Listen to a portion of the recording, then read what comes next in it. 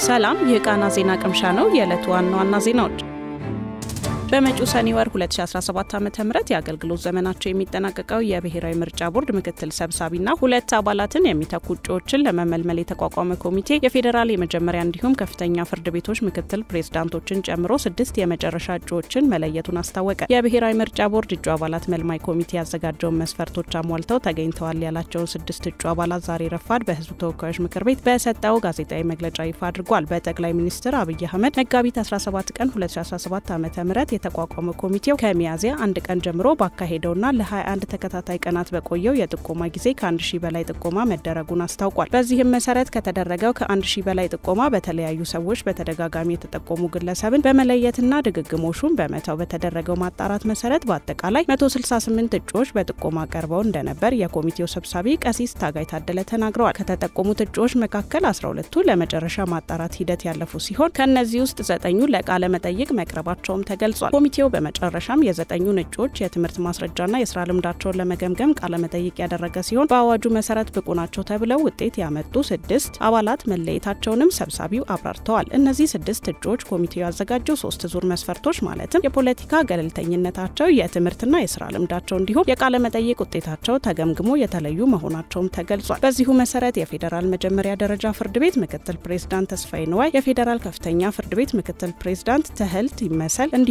ነሲም አሊ፣ ዳሮ ጀማል፣ ፍሬዮት ግርማና ዶክተር ያሬድ ኃይለማርያም በእጩነት ተለይተው ለጠቅላይ ሚኒስትሩ እንዲቀርቡ መወሰኑን ቀሲስ ታጋይ ተናግረዋል። አሁን በስራ ላይ ካሉት የቦርድ አባላት መካከል ምክትል ሰብሳቢው ውብሸት አየለ እንዲሁም ዶክተር አብራ ደገፋና ብዙ ወርቅ ከተተ በህግ የተሰጣቸው የ6 ዓመት የአገልግሎት ዘመን በመጪው ሰኔ ወር 2017 ዓ.ም የሚጠናቀቅ ሲሆን የሚተኳቸው የመጨረሻዎቹ 3 እጩዎች በጠቅላይ ሚኒስትሩ የሚለዩ ይሆናል። በብሔራዊ ምርጫ ቦርድ ማቋቋሚያ አዋጅ መሰረት እጩ መልማይ ኮሚቴው በቦርዱ ውስጥ ባሉት ክፍት ቦታዎች ከሚያስፈልጉ አባላትን ቁጥር በእጥፍ ለይቶ ለጠቅላይ ሚኒስትሩ ማቅረብ እንዳለበት ተደንግጓል። ጠቅላይ ሚኒስትሩን በቀረቡት እጩዎች ላይ ከተፎካካሪ ፖለቲካ ፓርቲዎች ጋር ምክክር በማድረግ የመጨረሻዎቹን እጩዎች ለይቶ ሹመታቸውን በህዝብ ተወካዮች ምክር ቤት እንዲጸድቅ የሚያቀርብ ይሆናል ሲል አዋጁ ያትታል።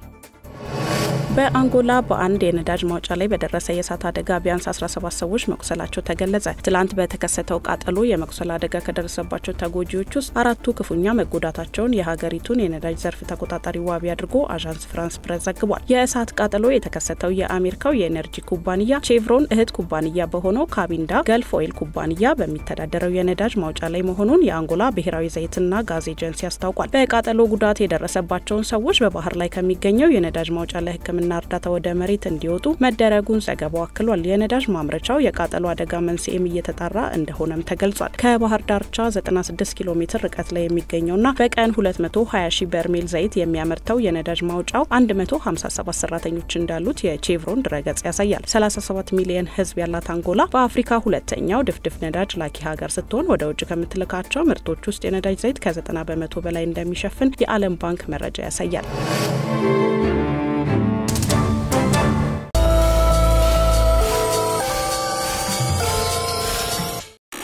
የኢትዮጵያ ብሔራዊ ባንክ 50 ሚሊዮን ዶላር ለባንኮች በጨረታ ለመሸጥ ማስታወቂያ አወጣ። ለሁሉም ባንኮች ክፍት የሆነው የውጭ ምንዛሪ ጨረታው ነገ እንደሚያካሄድ ገዢው ባንክ ዛሬ ከሰዓት ባወጣው መግለጫ ጠቁሟል። በጨረታው መሳተፍ የሚፈልጉ ባንኮችም የጨረታ ሰነዳቸውን ነገ ከጠዋቱ 4 ሰዓት እስከ 6 ሰዓት ድረስ በማስታወቂያው ላይ በተገለጸው የኢሜል አድራሻ እንዲያስገቡ የጠየቀ ሲሆን ውጤቱ ደግሞ ከቀኑ 9 ሰዓት ላይ ይፋ እንደሚሆን ጠቁሟል። ገዢው ባንክ በቅርቡ በየ2 ሳምንቱ መደበኛ የውጭ ምንዛሪ ሽያጭ ጨረታ ማካሄድ መጀመሩ የሚታወስ ሲሆን ይህም ቢያንስ በተያዘው በጀት ዓመት መጨረሻ ድረስ እንደሚቀጥል ይጠበቃል። ነገ ይካሄዳል ተብሎ የሚጠበቀው ጨረታም ብሔራዊ ባንክ እስካሁን ያወጣቸውን የውጭ ምንዛሪ ጨረታዎች ብዛት ወደ 6 ከፍ ያደርገዋል። የኢትዮጵያ ብሔራዊ ባንክ እስካሁን በነበሩት 5 ጨረታዎች 415 ሚሊዮን ዶላር ለባንኮች የሸጠ ሲሆን የነገው ጨረታ ሲጠናቀቅ መጠኑ ወደ 465 ሚሊዮን ዶላር ከፍ የሚል ይሆናል።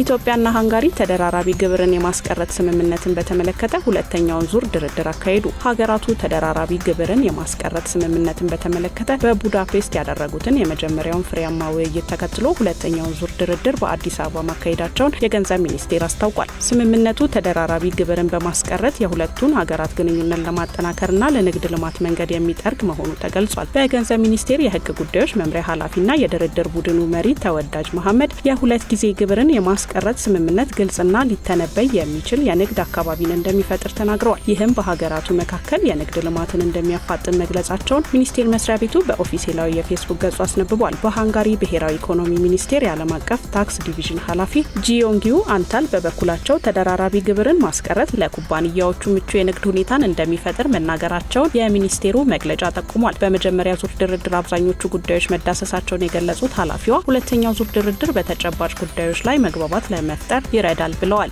ኢትዮጵያና ሃንጋሪ እንደ አውሮፓውያን አቆጣጠር በ2016 የኢኮኖሚ ትብብራቸውን ለማጠናከር የሚያስችል የመግባቢያ ስምምነት መፈራረማቸው ይታወሳል። በወቅቱ የመግባቢያ ሰነዱ ትኩረት ካረገባቸው ማዕቀፎች መካከል ተደራራቢ ግብርን ማስቀረት፣ የጋራ ኢንቨስትመንት ጥበቃና የዲፕሎማቲክና አገልግሎት ቪዛዎችን ነፃ ማድረግን ያካትታል።